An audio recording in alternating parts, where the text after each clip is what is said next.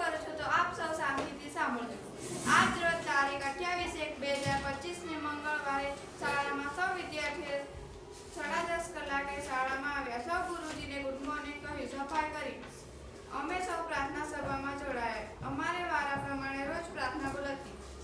આજે પ્રાર્થના બોલવા માટે ધોરણ 8 વિદ્યાર્થીઓનો વારો હતો. તેમાં 2 છોકરાઓ અને 2 છોકરીઓ બોલાવા. પ્રથમ નિત્યક્રમ પ્રમાણે કૌશિક અને કૈલાસે યોગ કરાવ્યા. ત્યારબાદ શ્લોક ગુરુ બ્રહ્મા, પ્રાર્થના અમે નાના નાના બાળ, ભજન હે કાળા કાળા કાંજી, ધૂન પિંજરના પંખીડા, સંગીતના તાલ સાથે ગવાય. આજે તબલા ધોરણ 7 નો વિદ્યાર્થી દિવ્યાશે અને ઢોલક ધોરણ 7 વિદ્યાર્થી વિનયે વગાડ્યું હતું.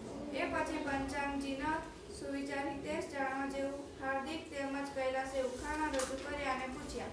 ઘડિયા ગાન થયું. આજનું ગુલાબ ધોરણ 3 ની વિદ્યાર્થીની રોશની બની. ત્યાર પછી આચાર્ય સરે સૂચનાઓ આપી અને અમે બધાએ સાંભળ્યું. પછી અમે ઊભા થઈને પ્રતિજ્ઞા બોલ્યા. ત્યાર પછી વંદે માતરમ ગીત બોલ્યા.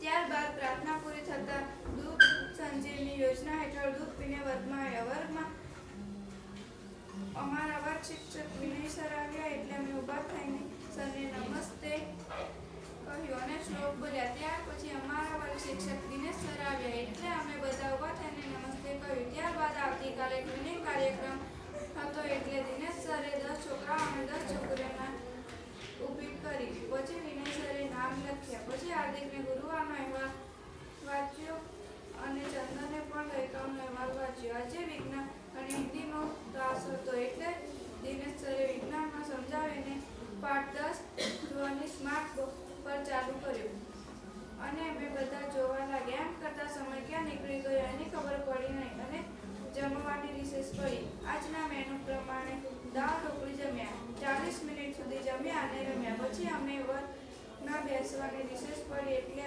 વર્ગમાં બેસી ગયા. પછી દિનેશ સરે અને નરોજ સરે થોડી સૂચનાઓ આપી.